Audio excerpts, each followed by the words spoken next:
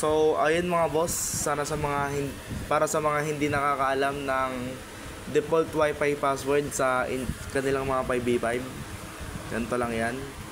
Punta muna kayo sa wifi nyo, yan, diin na lang natin siya.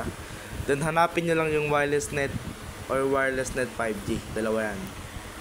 So yan, ito, dalawa na to. So try natin muna sa wireless net. Ang password lang po niyan is 8 letter E na maliliit. Yan ang default password nila pareho. So try natin. 1, 2, 3, 4, 5, 6, 7,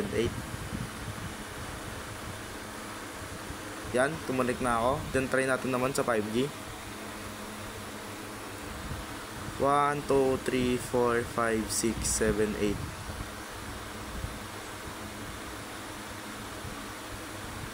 8. Yan, connected na. So, ayun mga boss, sana nakatulong. Salamat.